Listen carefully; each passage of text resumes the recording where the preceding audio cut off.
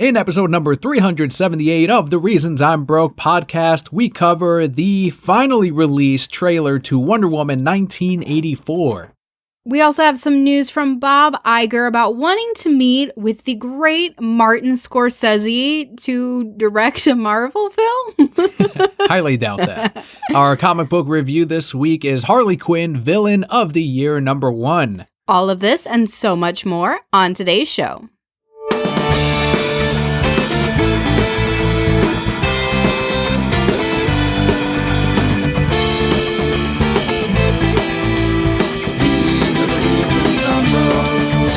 Hello and welcome to your award-winning The Reasons I'm Broke podcast, bringing you the reasons we're broke every single week, ranging from comics, movies, TV, video games, and more. I am Pokemon trainer Daniel. And I am the almighty Emperor Kelli. For those of you new to the show, the way we format it is first we go through some news, we head into our Patreon shoutouts, which are our thank yous to all of you who make the show possible. We head into our comic book review of the week, and we top it off with Brocat Block, which is listener questions and where Papa Kelli and I have been this week. That's really the best part, because who doesn't want to hear where I've been this week? A lot of listeners listen all the way to the end, and we absolutely appreciate it.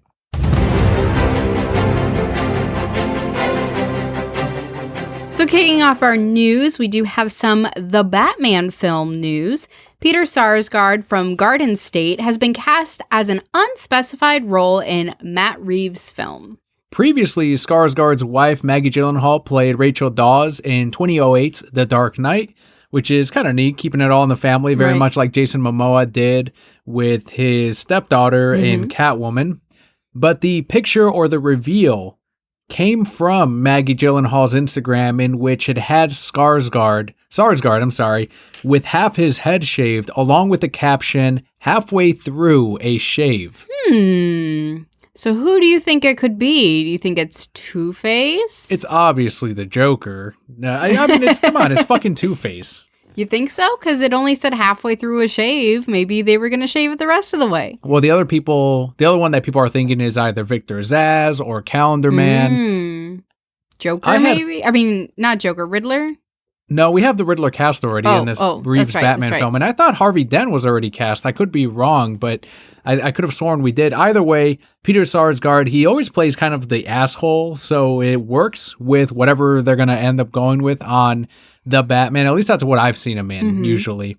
Do you have any at all opinion on Peter or on who he may play? No, when you show me his picture, I'll be like, oh, I know that guy. But I really, I've heard the name and I really don't know him or remember anything that he's in.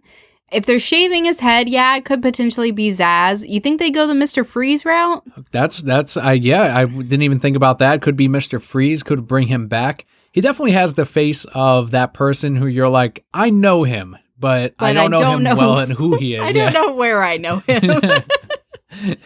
Yes, I'm sure if I saw him, I'd be like, oh, yeah, that guy. I don't know. I'm going to go with either Zsasz or Freeze.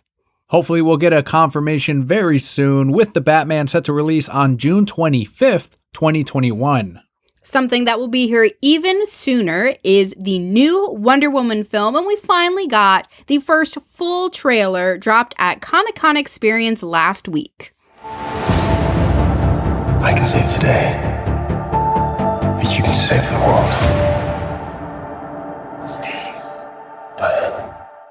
Through WB's public release, they said, quote, "Fast forward to the 1980s as Wonder Woman's next big screen adventure finds her facing two all-new foes, Max Lord and the Cheetah. With director Patty Jenkins back at the helm and Gal Gadot returning in the title role, Wonder Woman 1984 is Warner Brothers Pictures' follow-up to the DC superhero's first outing, 2017's record-breaking Wonder Woman, which took in $822 million at the worldwide box office," end quote. That was the most difficult to read press release ever. Wasn't too bad. So before we talk about the trailer, Wonder Woman 1984's screenplay is written by Jeff Johns and David Callahan, who did 2014's Godzilla, and it's based on a story by both Patty Jenkins and Jeff Johns. Our buddy Jeff. Our buddy Jeff, that's right. Which some of you are a little too hard on. More blame on Joe Whedon for Justice League is what I'll always say. What'd you think of this trailer to the sequel, which you really enjoyed and I really liked as well. I did. So I've seen this trailer twice. We've seen this trailer twice now. Maybe. Have you seen it more than I have? Only twice. Only twice. Thank you. You may live in this house another night. I have gotten chills both times. I just really enjoyed it. I felt like the song that they picked for it was really great and kept you entertained because you kept waiting for that like next part of the song and it never happened. And so you just kept watching. I don't know. They threw so much in there to make you speculate and wonder. And it just, like you said, there were a lot of really great tie-ins to older Wonder Woman comics and things that she did, like swinging on lightning. Mm-hmm. Which part of the trailer gave you chills specifically? Like, what part did you go, oh shit? Kind of towards the end where she's doing, and I think the first part where I really noticed it was in that scene where she's like flipping off the truck and Trevor's looking at her like, oh my God, you're amazing. Like, how can you even do these things? And I'm like, I don't know either. I thought it was going to be the fact that we got that little clip of them meeting, Trevor and Wonder Woman, after they had that really hurtful goodbye in the first movie. No, because we knew he was coming back in some capacity. We knew he was going to be there because he was cast in the movie. Yeah, but seeing that scene of them seeing each other again, obviously we knew that he was coming back. I'm going to cry in the theater when it happens. I'll be like, this is so perfect. Yeah, I feel like this is, from what I've gathered so far, it's Max Lord making certain dreams happen, one of which is Steve Trevor coming back with that. He's using that crystal Max Lord, which we don't know what it's for or where it's from. Could be from the world of Amethyst. I'm not too sure. But once 1984 ends, when Maxwell Lord is stopped, I think Steve Trevor is going to go away. Yeah. I think the Invisible Jet, if it's in the movie, and it seems like there are certain clips in here where you're like, oh shit, maybe it's the Invisible Jet, and that'd be a way to explain it and put it in the film as a part of the wish-making process that Max Lord has. And people have pointed out that the one scene where it's before the lightning writing, she throws her lasso up into the sky and then she takes off, and they're saying that it could be the Invisible Jet at that point. I have more chills.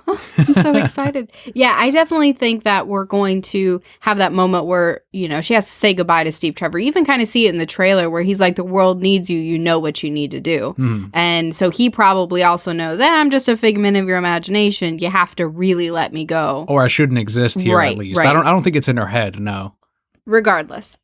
So he knows that she needs to let him go to move forward. At the same time, I'm also watching her and I'm like, lady, it's been like 40 years and you're still hung up on this one man. Jeez. So much for love.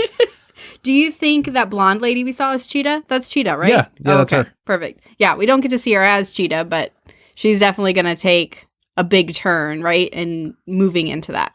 Have you seen the merchandise that has leaked for Cheetah? Mm-mm. They're taking the more classic approach where she actually wears cheetah themed outfits as opposed to like literally transforming into like this half animal creature that we saw, I think in the 80s, might be a little bit earlier than that, but I thought it was in George Perez's run where we first saw that iteration of Cheetah.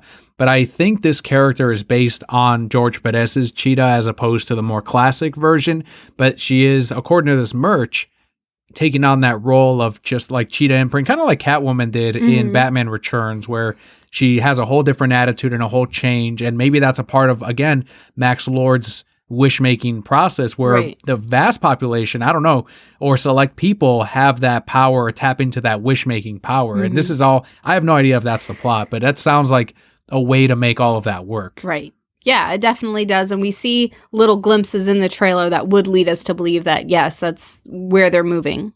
Are you at all disappointed that it's not going to, so far, it looks like it's not going to be like a CG animal cheetah as opposed to the more classic approach? I don't think so. I would honestly probably be more upset if they just CG'd her. Like, at least if she's going to be a full cheetah, put prosthetics on her. Kind of like Killer Croc, yeah. Right, kind of like they did with Killer Croc. But no, I choose to believe that whatever direction they go in is the way that it should be for the iteration of these characters. And who's to say that at the end, maybe there isn't a further effect of that transformation that we'll see. This is all just based on that one bit of merch that got leaked out. And we already know that night, the first one, people really enjoyed. We have the same director on. Why not trust in the sequel? And with Jeff Johns' script. Again, I know how a lot of you feel about Jeff, but he's our buddy, and I like Jeff. Our He's a buddy great Jeff. writer. Are you concerned because we did see that one joke about the trash can? Are you worried it's going to be too jokey? No, I like that trash can joke because of the memes where they replace the trash can with the MCU logo. It's like, no, that's trash. That's not art. That's a trash can. and people photoshopped Scorsese's head on Gal Gadot saying, that's not art. That's trash. Oh, the internet. I love it.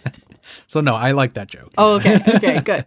There's always that misconception where my coworkers even, I was talking about one of my favorite moments in Captain America: The First Avenger, which is one of the few MCU movies I do like, but it is my favorite one, is when Steve Rogers kisses Agent Carter and then he turns to Tommy Lee Jones for whatever reason and he goes, I ain't kissing you.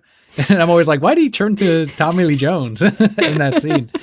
And I that always got me. And one of my coworkers was like, really? A joke scene is your favorite, one of your favorites in this movie? And I'm like, look, I don't mind jokes in movies. It's when you try to make every movie Guardians of the Galaxy. Mm-hmm. And that's why Marvel Studios haven't worked. Or when you undercut a serious situation with a joke all of a sudden, like something that's supposed to be dramatic. And then you have one of the characters joke or someone in the background say, hey guys, are you know, that kind of bullshit. Mm-hmm. That's what I don't like. And when it's, the trash can thing is not them in the middle of trying to fight Maxwell Lord. It's them exploring 1984. Someone else pointed out too that there's this role flip between the two characters now. In the first Wonder Woman, it's Steve bringing her into town, into man's world. I have chills again. Yes. And now she's continued to live, and now she's introducing him into the 80s and into the modern world. Mm-hmm. It's going to be so good. I'm so I hope excited. So, yeah. I'm so excited. I'm interested to see how it plays too, because you see, of course, the watch that he left her with, but then when they're reintroduced, he has a modern watch that he hands her. So how did that happen? How did that come about? Too many questions. And who's flying the jet when they're up? Is it her? Is she flying? It's probably it? autopilot, yeah. No, because you're talking about when they're... Yeah, when they're in the fireworks. Somebody's flying that jet, and he obviously wouldn't know how to. But does she? I don't know. I have so many questions. People have already pointed out that the tiara throwing it's clear. I mean, that's a staple of Wonder Woman. At least we've seen in the show, and we've seen some of that in the comics. The riding the lightning, we've seen that in the comics. Oh, her amazing costume change. We haven't even talked about that. You do get to see that really cool costume that we've seen in all the posters so far. Mm-hmm. Yeah, that was an Alex Ross inspired. I think it was Kingdom Come. I gotta look that up, but... Yeah, he's happy as can be because Alex Ross has had a bunch of his work adapted onto the big screen, and it's really neat to see. And I was a little, all right, you see it in the poster, and it's like, it's a neat looking poster, but you don't really know the colors or how that's going to work. And then you see her with the helmet, and it's like, all right, straight out of Alex Ross's pages. It worked really well. The animation on the wings falling off was a little rough. When I look at the GIFs, you see it over and over again, and that's where you're like, all right, it looks a little too...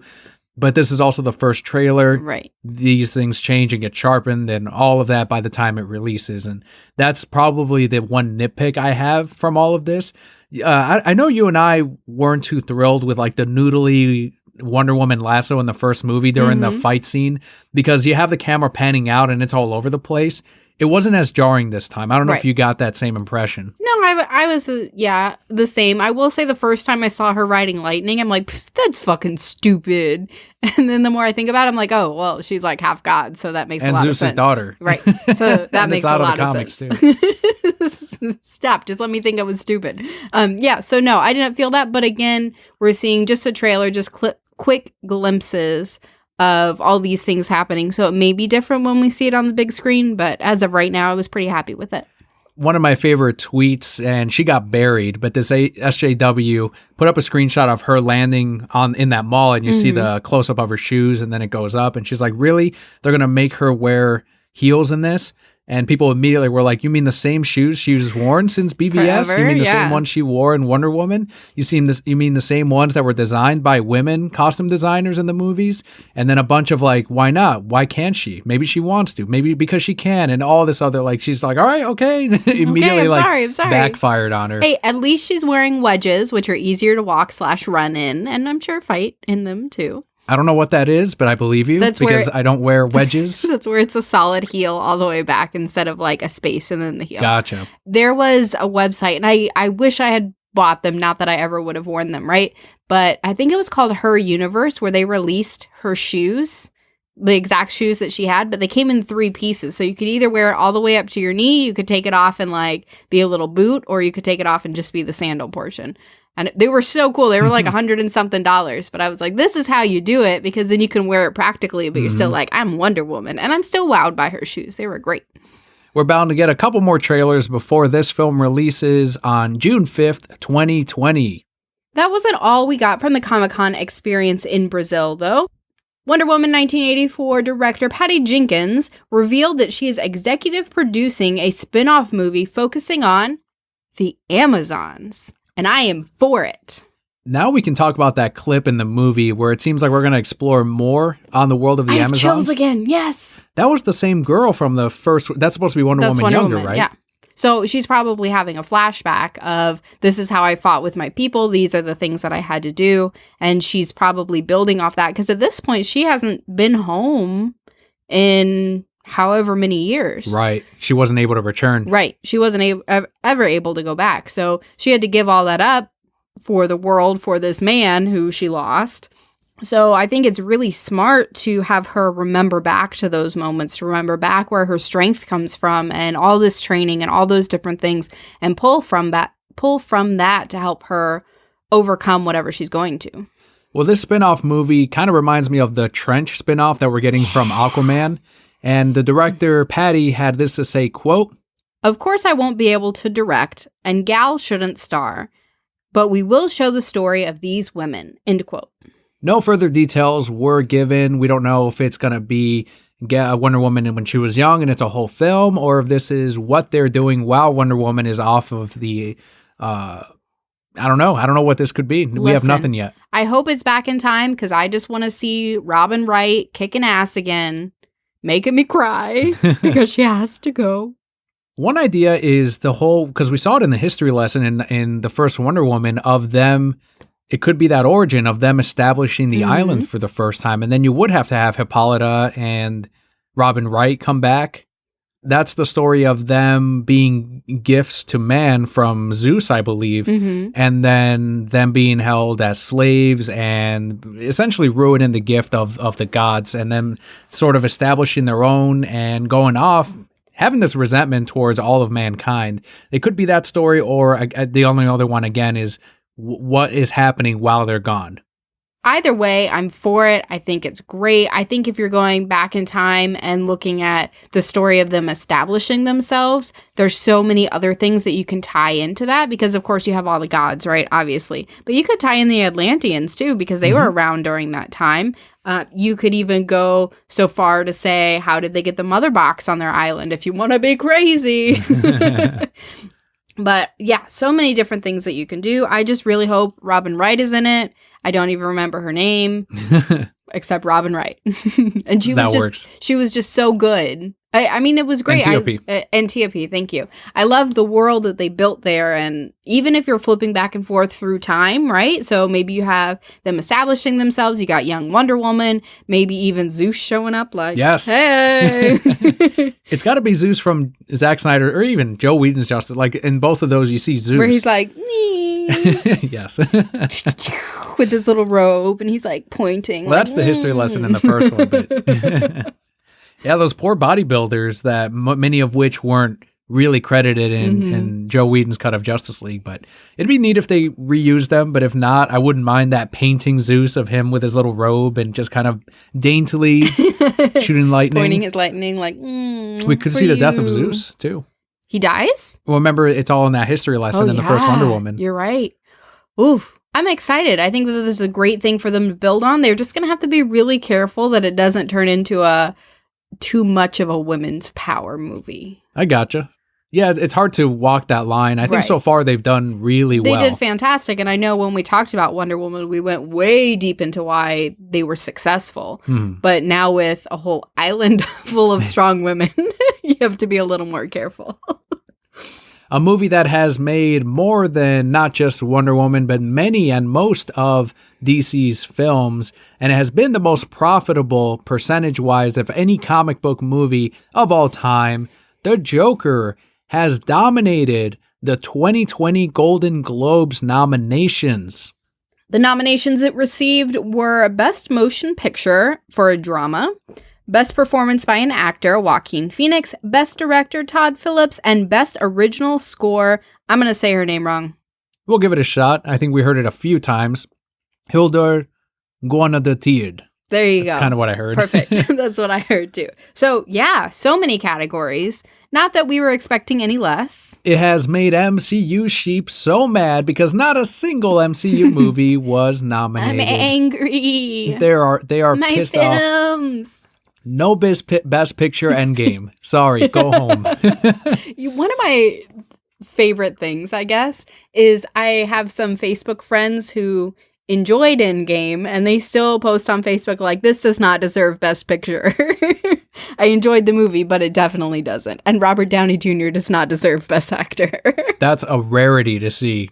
Thank God. That's good though. They're not true sheep. Then. You're like, they can stay your friends, Kelly. I'm like, okay, thanks.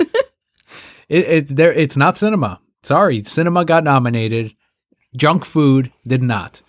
I found it interesting that Joker is up against. We actually have the titles here, but in the Best Picture category, it's up against 1917, produced by DreamWorks, The Irishman, which is a Netflix production, Marriage Story, also by Netflix, and The Two Popes, again by Netflix. Let's talk about domination. Fucking Netflix, man. Right. So when I was reading through this list, I was like, not expected, right? We have enjoyed some of the Netflix movies. I know you enjoyed Irishman when you watched it. I have seen the trailer for Marriage Story, and that's something that I do want to watch too, even though I'm going to cry through the entire thing, but that's fine. Have you seen the trailer for that one? Do you know what it's about? I know roughly what it's about. I haven't seen the trailer, but I did add it onto our list after seeing all of these nominations. I'm like, fucking, we have Netflix. Yeah. Why not watch these? But that's fantastic, one, for them, because I know they're putting a lot of money into these films, right? And so to be able to see that positive reception for it. But additionally, for us who really don't get the opportunity anymore to go to the theater to see these movies that are nominated, now we can. And now Netflix can put up a whole category like Golden Globes nominated. Hell yeah. And you have them all right there, which is pretty phenomenal, I think, for how far they've come. Remember when they used to just mail you DVDs? Yeah. And now they're making these nominated movies. This is why streaming platforms like Netflix need to stick around, because they're bringing on these projects and movies that otherwise may not exist. Movies like The Marriage Story, Two Popes, The Irishman, that Martin Scorsese was just talking about this, where he probably couldn't pull off The Irishman if it was just a theatrical feature. And thankfully he has a platform like Netflix. Coppola said that he would not be able to make The Godfather today with the market the way it is. So I'm glad that something like Netflix is there and they are serious about it. And there's some serious films coming out of this streaming service that a lot of people have. And you should be checking out things like The Irishman, Marriage Story, and The Two Popes, if anything, to see what the Best Picture movies are all about. And you're already paying for the service, watch the really good shit on there. Watch the original programming, watch the original movies, things that you can't otherwise catch in theaters. Yeah, I definitely think, especially after this awards season, it's really going to change the game for the streaming services, because now they're all going to look at it and say, wow, we can produce something amazing like this too. Whereas I don't even think it was really in anybody's mind before this. No, not at all. No one would have expected this kind of churn out from Netflix or from these other studios. But good on the Golden Globes for being like, let's watch Netflix movies and see if, really bringing them up to a different level. I love it. I'm excited. Bringing it back to the Joker, were you at all surprised that the Joker was able to make it on Best Picture? No, of course not. Definitely wasn't, especially after seeing it, especially after the more we talked about it, the more we digested it, the way that it was put together, the way that it was handled. No, definitely not. We even talked a while ago where it won, I don't know, the Golden Dragon or whatever that was. The Golden Lion, yes. There you go. The prestigious Golden Lion. Where it won that. Obviously, we knew that this award season, it was going to be big for it. I think if you had talked to me like a year ago, right, when we were talking about this movie, I wouldn't have expected it to have made it this far because of it being a quote-unquote comic book movie. And I don't think until anybody actually saw it, then they really considered it a very solid film. But that's how it was treated the entire way through, which is what we were so appreciative of, is it was a character study of this character who happened to be a comic book character, and a film was made out of it. And we're seeing it now, again, award seasons. I also think it's kind of neat that Martin Scorsese had to drop out of Joker to make The Irishman, and now The Irishman is up against Joker in Best Picture. It's kind of like two friends competing towards the same thing, because he's obviously had very positive things to say about the Joker, which he almost created himself. He knew what the movie was going to be, how it was, the script and everything. So he knew there was a good movie there. And unfortunately, or fortunately, he had to move on and do The Irishman. It worked out because we got a great Joker film and now we got a great Scorsese film. So it's really win-win. In response to the Joker nominations and any sequels, director Todd Phillips emphasized by saying, quote, "When I first pitched this movie to Warner Brothers, I never thought about nominations or grosses. I was just thinking how we would push this through to achieve a finished product. As for a sequel, it's way too early to tell. I swear I haven't even talked to Joaquin about that yet or what that would even be," end quote. I definitely don't even think he initially thought that this would win any awards. So of course he didn't go into it like, yeah, let's win some awards. But he obviously went into it exactly like he said, like, let's make a fantastic finished product. And he's seeing the fruits of that labor. Right. It's insane how much Joker has continued to surprise on all fronts. Box office is insane. Didn't even release in China. Did not release in China. And then it got the Golden Lion Award. And now we're seeing this. I'm like, all right, Joaquin will get a nomination no matter what. But then to also get Best Picture and Best Original Score and Best Director, it's like, holy shit, man. It really is. Even if it doesn't win any of those, the Golden Globe nominated for all of these categories, Joker film. And there's no way it doesn't walk away with at least one. And you also have Oscar season coming up. So even if the Oscars are seen as the higher platform or the more prestigious award, but usually that reflects with the Golden Globes. And so does the Golden Lion. Usually what comes out with the Golden Lion ends up being a contender all the way through to the Oscars. So that part of it isn't surprising, but it's neat to see that confirmation. We will see this award show January 5th, 2020 at 8 p.m. Eastern Time. It's going to be hosted yet again by one of our favorites, Ricky Gervais. Ricky Gervais! I love that the first year he hosted it, everybody roasted him. Yes. And yet here he is again because we all tune in to see what crazy things Ricky Gervais is going to say. And they're like, well, I guess this is what we got. I love it. I gotta try to catch it if I can. On Twitter, he's been going off. People are mad, like, oh, Ricky Gervais, again? And he's like, don't watch it. It's going to be a terrible program. I love Ricky Gervais. So funny. And it is a plethora of DC news as we continue with Warner Brothers putting a release date of July 1st, 2022 for The Flash's solo film. Finally. The Wrap reports that Ezra Miller will return to the role as Barry Allen, as well he should. Its director Andy Muschietti will take on the film, with writing by Christina Hodgson, who did Birds of Prey and the Fantabulous Emancipation of One Harley Quinn. Are you excited? He squinted his eyes, which means no. I'm going to watch it. I will absolutely be there, but the problem is I'm still kind of hurting from the fact that this was originally going to be a part of this Snyderverse, and it would have been a whole different film. I think they called it Flashpoint when it was first announced as a part of this DC extended universe. And I wanted to see Flashpoint Batman. I wanted to see Flashpoint Joker, Superman, everything. It's an amazing comic book. So part of that hurts because we're not going to get that on the big screen. Ezra Miller was awesome as Flash. And I'm excited to see what they end up doing with it. They have a lot of trust behind the director, Andy, after how well it did. But that's where it's kind of bittersweet for me. Do you think so? I know it was put off because they were rewriting the script, correct? Yeah, from what I understand, they completely threw that out, and now it's a whole new thing. So what's to say that it's potentially, granted, not what they were originally going to do, right? But they've just released this release date on kind of the heels of all this release the Snyder Cut stuff, where they're seeing what we really want, where Joker did so well. Do you think that will at all lend itself into the way the script was written? No, I still think it will. Are you talking about like the darker tone or like a more serious? I hope so. I hope that there is enough out of Joker and out of the Snyder Cut movement where we're telling them, we want films that are dangerous, to the studio where they're like, ooh, I don't know. It's like, take a chance, man. Let the Holding their directors tell their robe story. closer at the top. Ooh. Exactly like that villain in Ford versus Ferrari. Like, looking down. Yeah. So I hope so. I hope that they're letting more creative control happen at Warner Brothers with DC Comics, but I have no idea. I'm hopeful and I'm going to say yes, but it's still, again, not going to be Flashpoint, but it is what it is. I'm happy that we're getting a Flash solo film. You wouldn't have guessed that 10 years ago. Right.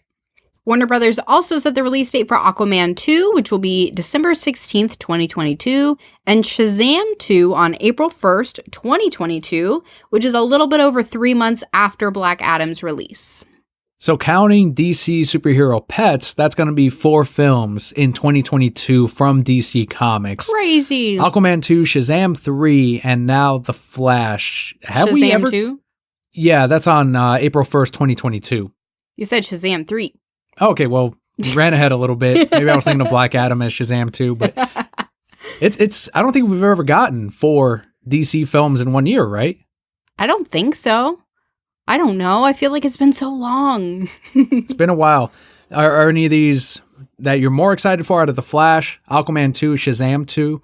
I think I'm most excited for The Flash because I really liked how Ezra Miller portrayed him. Mm-hmm. And so I was like totally ready to see where they took his solo film, what they were going to focus on. Is it going to be his origin? I don't even know. But he was a very relatable character, I think, to a lot of people. Just this kid who has social anxiety, who got these powers and now has to save all these people, right? So, yeah, that's probably the one that I'm most excited for, but it will be really interesting to see what they do with Shazam 2 since it's releasing 3 months after Black Adam. So in what ways can you really tie that in? Because your audience is still going to have that memory, that strong memory of what happened in Black Adam. That's the one I'm most excited for, is Shazam 2, because of that very fact. We're going to get a Black Adam film. You're going to have The Rock, and there's no way he doesn't show up as at least the main villain of in course. Shazam 2.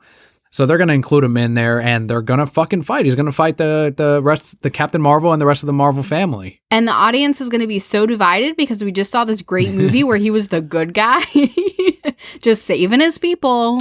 I tell you, I just read that New Year's Evil one-shot, and if we get him fighting fucking Santa Claus in his solo film, just so that his country can get presents because Santa's been ignoring his country for all these years, that'd be amazing. And I love that the way that ended where he's just like, and if you need to bring me coal, then so be it. And it's like, yes, fucking Black Adam. I have tears. Black Adam just cares about his people. He's just fucking fighting Santa Claus, beating the shit out of him. To the point where Santa's like, fine, what is it? Like in that story, if you haven't read it, guys, Santa is a wizard as well in the DC universe and uses magic. And that's how he gets around the world. And Black Adam fucking fights him. And they're both powerful people, but he pushes him so much where Santa's like, all right, Jesus, let him deliver presents. So that was a lot of really great things out of DC. On over to the Marvel side, they're just still being silly. In an interview with Time, Disney CEO Bob Iger, still butthurt, once again addressed Martin Scorsese's comments on how he doesn't consider Marvel movies to be cinema. He said, quote, "If Marty Scorsese wants to be in the business of taking artistic risk, all power to him. It doesn't mean that what we're doing isn't art." End quote. But it isn't, though. Like, that's the thing. But it's isn't. not art. You cannot take risk and still pull off artwork. It's hard to do, but you can do it. But he's acting like his shit is an art form. It's just fucking junk food popcorn movies. Like, it's not art it's not cinema. So I took a course recently on pop culture, and we talked about how movies like Star Wars influenced other films that came after it. So, for example, the architecture in Star Wars influenced Aliens and kind of like the spaceships and things like that, right? Or the trilogy of Star Wars influenced other trilogy movies like Matrix and Batman. There's no point in any Marvel movie that will influence other films, other great films moving forward, except their own films. Yeah, well, and I was going to say that, but you said great films, so I'm like, no. It's insane. And someone pointed out in the Bleeding Cool comment section that this is how fragile these MCU sheep are, where they have their own fucking universe, So many movies, more to come, a whole television series division, plethora of content. You've had your universe as you've supposedly wanted it. You've had Marvel characters from other companies showing up with them borrowing the Hulk right now, and now they're borrowing Spider-Man for a little bit longer, and now they own Fantastic Four and X-Men. You have all of this, and someone not calling you cinema, and you fucking cry and whine about it. That's how fragile these sheep are. Well, it goes back to what I've always said about it is you can't tell someone who enjoys Marvel films that you don't like them because they expect you to like it too. And they're upset if you don't like it. If your opinion is, I don't like these movies, that's not the right opinion for them. And now we see it goes all the way to the top. Yes. Yeah, that's an ego thing, though. When you're Bob Iger, when you're the CEO of Disney and you're surrounded by yes men and you're fucking head of Disney, right? You're making money, Billions. So much fucking money. Billions. That when someone criticizes it, it's gonna eat away at you. And it obviously bothers him. So much so that Bob went on to say that his people are, quote, arranging a get-together, end quote, with Mr. Scorsese. Why? Why would they arrange a get-together? Because he's just gonna, let's say the conversation is, well, Scorsese, if you were to direct a Marvel film, what would it be? And Scorsese is gonna say, maybe potentially this is what it would be. And they're gonna say, no, there's not enough butt jokes. Or they'd never let Scorsese make the movie that he wants. That's simply not going to happen. And I don't think Scorsese's interested in that because whatever he wants to do is not at all going to fit the not only MCU formula, but the Disney formula or the image that they have in mind. They're not going to let Scorsese play, and that much is very clear. I really don't know what the meeting is. Is it just for them to... Is it an ego thing? It's not for him to direct any movies. Are they going to pull a Clockwork Orange and like pry his eyes open and just make him watch all these Marvel movies? And he's going to be like, no! Maybe they'll slip him a check and it's like, say something positive about it. And here's enough to make your next movie. And Scorsese still wouldn't. He'd be like, thanks for the check. And he'd walk out. The Irishman is now streaming on Netflix as a reminder. Mr. Scorsese's The Irishman. Check it out. Supported on Netflix. I don't think our show would ever be complete in this day and age without some news on the Snyder Cut.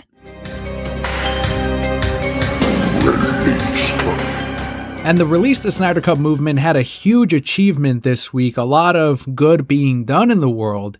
Subway had this promotion after the Release the Snyder Cut. The main account at RT Snyder Cut quoted Ben Affleck's Feeding America tweet, the original one, and said, hey, Subway, how many retweets would it take for you to jump in on this and also donate 10,000 sandwiches?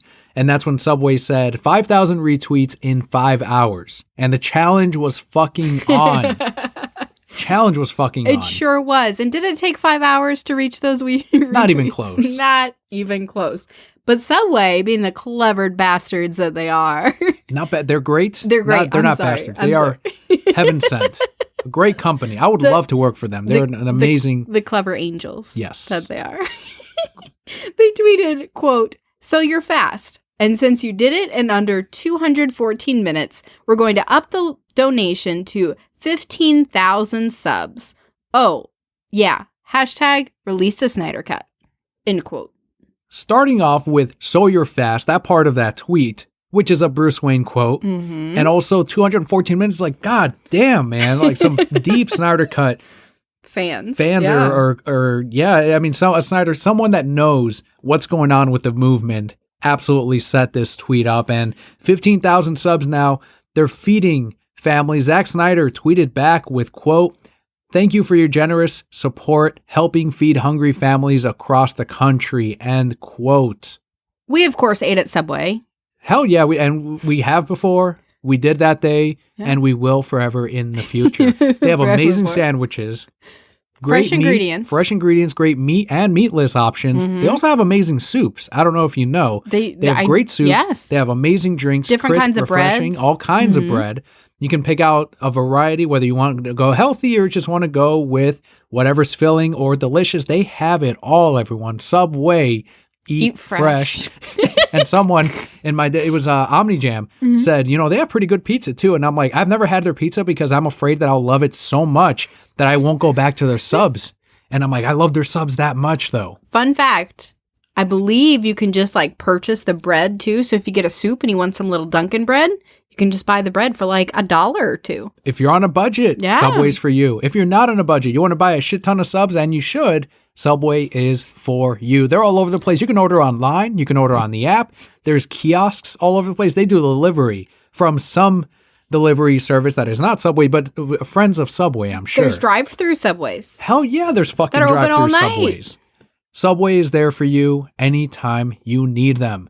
Subway, once again, eat fresh. I love fucking Subway. Do you love Subway? I do love Subway. And other companies that I also love, like Subway, are the ones that helped endorse this hashtag Release the Snyder Cut Subway donation, which included food chains like Schlotzsky's, another amazing food company with great sandwiches. Schlotzsky's, if there's one in your area, make sure to stop into one. We also have Penn Station subs. Great food. I've never had Penn Station subs. I'm sure they're just as delicious as Subway. There's no way they're not. Moe's Southwest Grill. Welcome to Moe's. Man, I don't even eat Chipotle anymore. It's all about Moe's. All about Fucking Moe's is amazing. And finally, McAllister's Deli.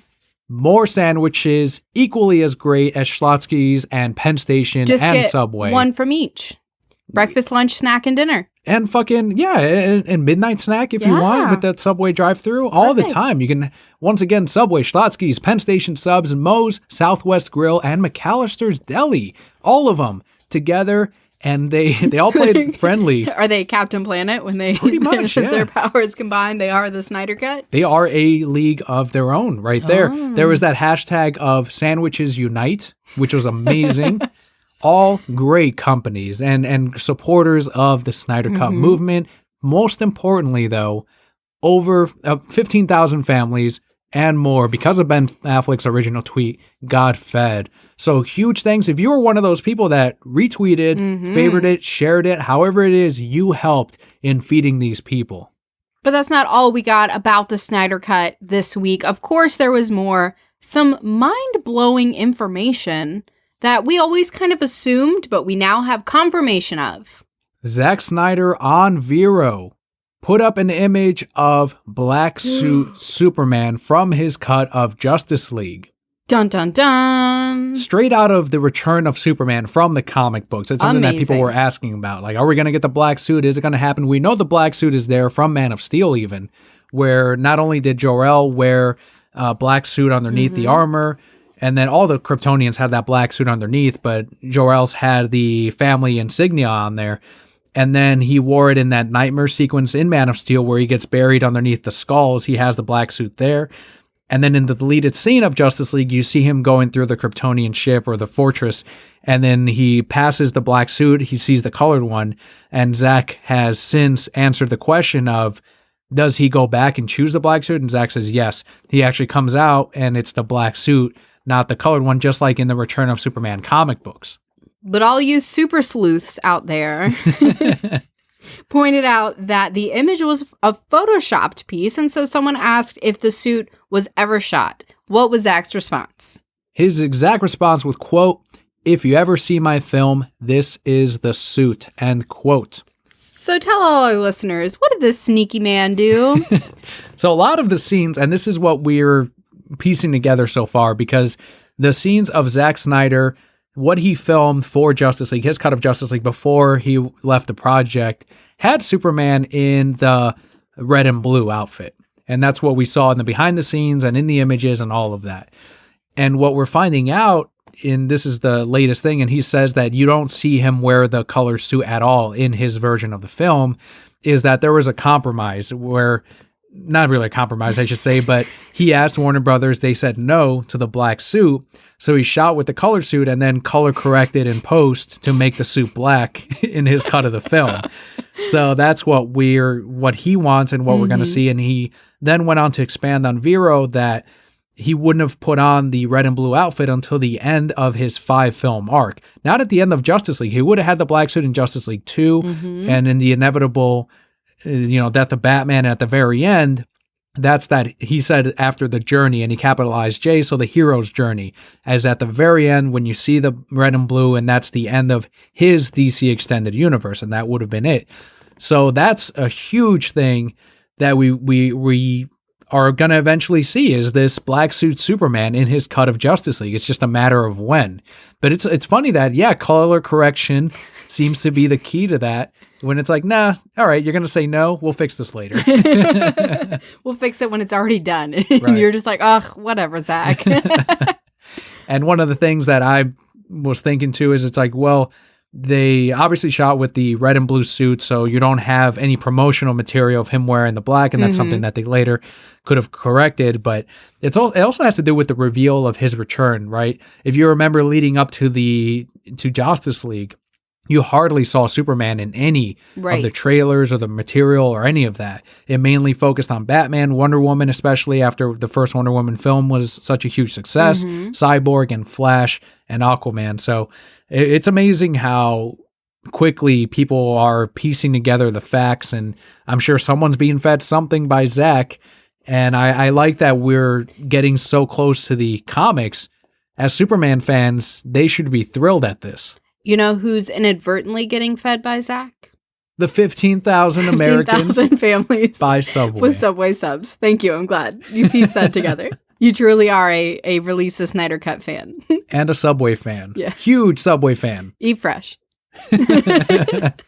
What'd you think of the black suit Superman? I thought it was really cool. That was what we were hoping to see. I mean, we haven't seen him with a mullet, so maybe they would have added that too. I don't know.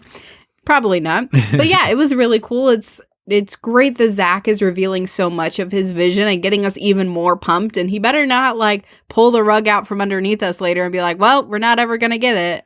One of the things that someone said is, you're breaking the internet. And they told him on Vero, you're breaking the internet. What's next? The Green Lantern reveal? And he responded with, don't tempt me. Oh, please do, Zach. Yeah, and a lot of people are trying to figure out if this is all a good thing or a bad thing or a nothing thing.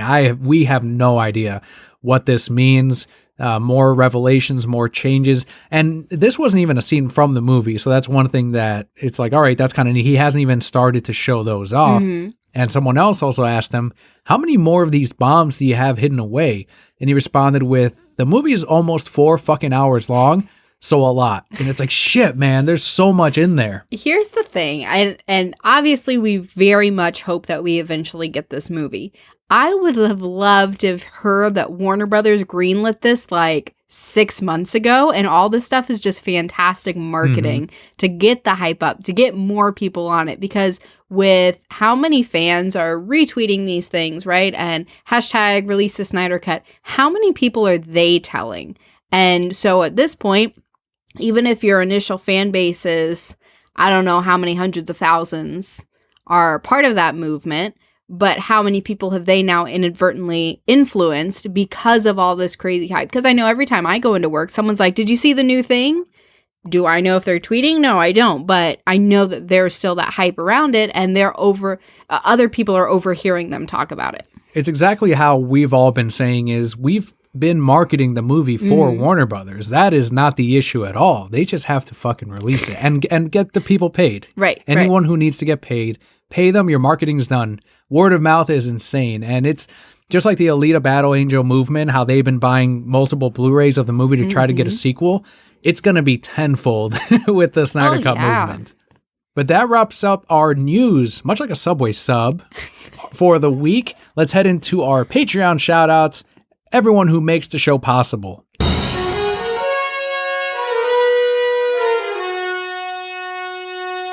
This week we have 4 shout-outs. The first one goes out to @insmouth_tide. He shared a handful of his Swamp Thing key issues, many of which are CGC graded. He's a true Swamp Thing fan. True Swamp Thing fan. Next thank you goes out to Elizabeth on Twitter @EPLifts. Elizabeth tweeted, quote, I usually pick up some holiday hours at a major retail store over the holidays. This is my first time I'm working for a small, locally owned store. Best retail gig ever. Actually, as well as I'm treated, best job I've ever had. Period. #shop local. End quote. Absolutely true, Elizabeth. That's there's something I've learned. I used to work for AMC, IHOP, Disney at one point, GameStop as well. And it wasn't until I worked for a locally owned comic store. And that's all comic shops. They're all locally owned, as big as they are, unless they're online only, which I can't think. The biggest one is probably Midtown, and they're locally owned by whoever's in New York.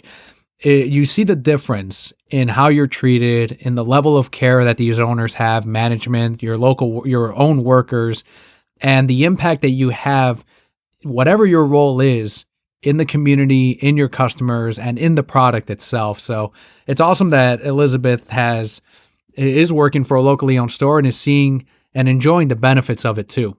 Next shout out goes out to Joshua T, whose Instagram is at JD Tuss. He put up an image of an incomplete dinner, but to go, and said, quote, "When you only get one bite of your anniversary dinner in the restaurant because some pregnant lady just had to get sick," end quote. I have been there. And the final shout out goes out to Nick F on Twitter at Jersey Whisperer and at Nick's Nerd News 1. Nick said, quote, "So I got engaged, and that's pretty rad," end quote. Congratulations, Nick, on the engagement. That's amazing. Glad you found a partner, someone, a friend, a loved one, whatever. They're going to be everything moving, and they're still going to continue to be everything moving forward. So congratulations, Nick, and your significant other. So thank you again, Nick F, Joshua T, Elizabeth, and at Innsmouth_Tide for your Patreon support. If you too would like your shout out here every month, head on over to patreon.com/thereasonsimmbroke.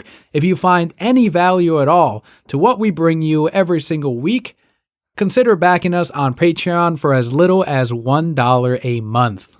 But another great way that you can support us and get something pretty rad out of it too is wearing a piece of merchandise. You can find some t-shirts at thereasonsimbroke.com. Just click on merch. As hard as we shill for Subway, you can shill for the Reasons I'm Broke podcast. There's a link in today's show notes and also at thereasonsimbroke.com. But now with our shout outs completed, we can move into our comic book highlight of the week.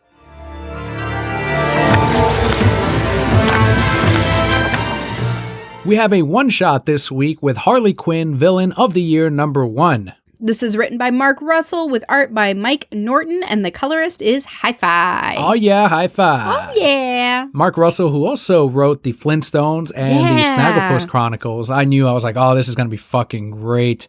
What'd you think of this? What ended up being the result of a poll to fans on different categories for villains, and then he took all those results, put it together into a one-shot comic book. I thought it was brilliant. I didn't realize that it was actually based off live results till I got to the end, and they're like, oh, here's what you voted for.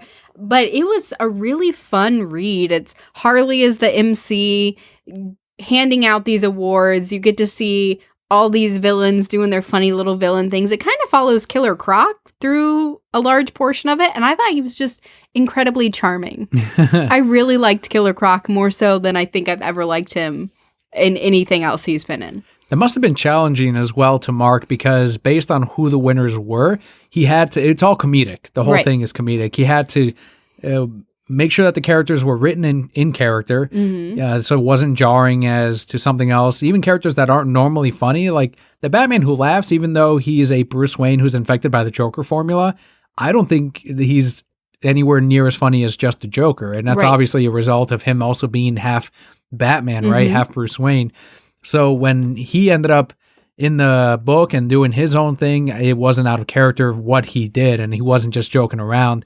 And some of the other characters, like the ventriloquist, good shit there. And then the pink flamingo being, I thought that was the main character, aside from Killer Croc, was the pink flamingo. And that was so funny. But if you have at all been a reader of DC Comics for, I'd say maybe even the past 5 years, you'll get a lot of these references. And if you've read in the last year, you'll get even more modern stuff like Rogolazar and the Event Leviathan villain. There's a little bit in there for him. And of course, the Batman Who Laughs. I liked it. I thought it was a neat love letter to the different villains in the DC universe. I love that they had Harley in a different outfit every time she presented an award too, because they did some really creative stuff with her. I have not read the other villain one-shots, and this one has a different titling. It's not Ocean Master, You're the Villain, or Black Adam, You're the Villain, like we've gotten in the past. But this is kind of like an end-of-the-year type of one-shot that is, I hope they do something similar to this, not necessarily villain-based, but something that they present a challenge to the writer of, here's a poll result, and make something out of it. And I want to see more of that. And I know this one did well because it has Harley Quinn on the title. Right. I would definitely love to see more of it. Make it a yearly thing, right? So kind of like we have the Simpsons Winter Wingdings. You expect every year you're going to get a Harley Quinn, here's the villains based off this poll. And it could be different categories every year, but even if it's not, it was still a lot of fun that the way they did it. I would love to see one for the heroes, but I don't think I don't know. I don't know that they could present it as well as you did the villains, because Harley makes it that very Looney Tunes humor, which is just so much fun. What was your favorite joke in the book? I just loved Killer Croc getting trashed, where he's like, I'm just going to go and drink. And then somebody, I don't even remember who, he's like, there's an after party. And he just keeps drinking. What about yours? I liked Flashpoint Batman, where he's helicopter parent of the year or whatever. Where he's helicopter parenting, yes. And he's like, I've done it all. I've, what was it? Brainwashed to break up a marriage. All this stuff. It was great. I loved it. And he even has like a very sentimental thing to say when he's accepting the award. So I thought that was really cool. And I love Flashpoint Batman, and I've liked what they've done with him. And because of Jeff Johns' Doomsday Clock, we've had the opportunity to revisit that Flashpoint universe. Overall, I would recommend this book. It's just a one-shot, so pick it up, enjoy some laughs. Let's head into our final portion of this week's episode with the Brocat Block. This is what happened with Daniel and I this week, but first, let's get into our Brocat question. As always, we have a wonderful question from Bobby at Cuban Slim. Bobby, thank you so much for submitting every week. He asked, quote, what would you recommend reading for Batman beyond just one arc? I own and have read everything from 650 to present main title series. I have heard No Man's Land is good. Any other areas I should focus in on? End quote. You probably have better suggestions than I do. Batman things that I recommend, as always, Lil Gotham by Dustin Nguyen. I know that's not very big. What is it, 2 books now? Are you talking about the trade paperback? Yeah. Yeah, and it's got some spin-off. I know there's a hardcover or softcover coming out later next year, so yeah, he's going to be doing more, but that run of it was awesome. That's always one of my go-tos, and we've talked about it before, but I think probably the series that really brought me into comics and was like, man, this is good, was Streets of Gotham. That's when I started reading. And while it's been so long, right? 12 years since I've read that. So I don't really remember too many specifics, but I do remember having that awesome feeling of, wow, this is something that I didn't expect from comic books. And it was just a great ride. He mentioned the No Man's Land. I know that's one of the earliest appearances of Harley Quinn. After the animated series, she is in that. So if anything, just to see how they handle her then, it's kind of neat. I would definitely go into No Man's Land, at least for that. But the ones that he's talking about runs as opposed to one arc, I would say Detective Comics, Paul Dini's. So from 850 pretty much forward up until the New 52, he wrote Detective Comics, and it's excellent. That's where you got stuff like Heart of Hush, which was 846 is where it starts. So that's a 4-issue arc, 846 through 850. Detective Comics by Paul Dini. Go read all of that. All of that stuff is gold. There's Joker stories in there. There's one of him kidnapping Robin, which was a 2-issue arc. Ton of Zatanna because it's Paul Dini. Of course. Ton of Harley Quinn. Does he have, is that when his ventriloquist is female ventriloquist? Yes. Ventriloquist? She's in there? Perfect. Yeah, that's also with Dustin Nguyen. Yeah. So Dustin Nguyen. That's where I think that's the first time they worked together, was in Detective Comics. And then from there, yeah, they went on to Streets of Gotham. So good. But thank you so much, Bobby. That's, I think, where you should focus in on. And I will give you guys another resource. It's ad heavy, so make sure you have your ad blocker installed on Firefox. It's comicvine.blogspot.com, I think, or gamespot.com. If you Google Comic Vine, you will find it. But it's a great resource for, let's say you want to read an entire run of any author, Paul Dini, for example. In that search bar, when you're on that website, search Paul Dini. It'll bring up the author, and then it'll say 1,000 issues. Click on that. see all, and it'll show you every comic book that they've Wow. ever written. Now, the trick is, let's say Detective Comics pops up. You don't want to just click on Detective Comics because it'll show you every issue of Detective Comics, period, not just the ones he wrote. You want to click on the one underneath that says 46 appearances. That's where you click on the actual appearances number, and it'll show you only the issues that Paul Dini worked on, or any artist that you want to collect all their issues for. Dustin Nguyen, for example. You can find that. Really, really good. That's once again Comic Vine. But huge thanks to Bobby for submitting a question this week. You too can influence the episode that easily. Submit a question to us on Twitter at Reasons I'm Broke or at @PalpaKelly. Kelly spelled with an I. And Kelly, what's been going on with you this week? My God, what hasn't been going on with it? Was a very busy week. I had finals this week. Done. Still haven't gotten back all my grades. I don't know. Hopefully you I don't made know. it. Might have failed. Really, really busy at work. I thankfully got to have 2 days off this week, but that was not the case last week. So feeling a little more recharged going into it. Big undertaking, but I just have my eye on the prize, right? 3 weeks from now, it's going to be smooth sailing. So yeah, I had a big regional director visit at work, which didn't go great, but that's okay because the next one will be better. So yeah, just a lot going on, really busy, but Leo's adorable, and he's like, his favorite thing is giving kisses now. So he wakes up in the morning, the first thing he does is give me a kiss and a pat on the head, and I melt. I don't know why I feel like he's my son, but I feel like a child when he pats my head, like, because he does it in that way of like, all right, Scout. And I'm like, no, you're my son. But he gets it from us because that's what we do. So yeah. It's pretty funny. And I've started playing with his ears and he starts laughing. So that's another neat little thing every time that he learns or picks up and new thing he says.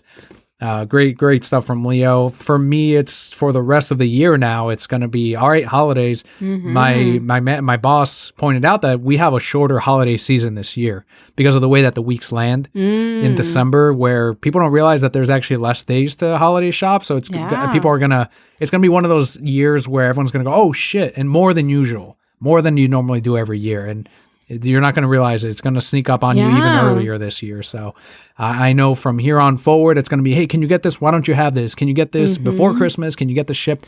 I know for comic shops right now, if you frequent your local comic book store, this weekend's reorders are the final ones before Christmas that can still arrive.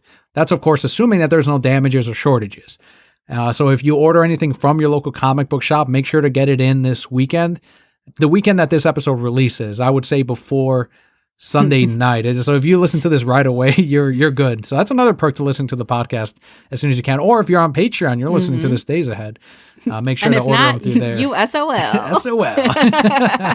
You had 364 days to shop for this. That's where I'm at. Yeah, it's going to be crunch time and go. Huge week this week for New Comic Book Day and next week as well, before a tiny one on the week of Christmas. I feel like I got most of my holiday shopping done way early this year. Usually the last week I'm still struggling, but you and I this year, we planned really great. We're like, nope, this is what we're getting, everybody. Let's go get it. So I'm 90% done. I decided to crochet a blanket in 3 weeks. So I'm working on that, and that's going to take a lot of my time. But it's very relaxing and calming, and I can usually do it around Leo until he wants to pick up the yarn and get tangled in it and just scream. But there you have it, everyone. That is what happened with Palpa Kelly and I this week as we go into the holidays. As always, be safe as you're driving out there during this busier period in that shopping plaza, in those parking lots, or on those backed up roads. Always be safe, especially to our Brokehead Core members who have snow in their area. We're fortunate here in Florida where we don't have to deal with the slick roads, but I know exactly where you're at because I lived in Illinois for many, many years. So snow is not something that I miss. Me either. But I've only seen it twice. But thank you so much for tuning in. Head on over to The Reasons I'm Broke to find everywhere where you can follow Palpa Kelly and I. I've been Pokemon Trainer Daniel. And I am Emperor Palpa Kelly. And Brokehead Core. All Eat will be fresh. well. Eat fresh. You are right. One more time. Let's do it. 1, 2, 3. Eat fresh.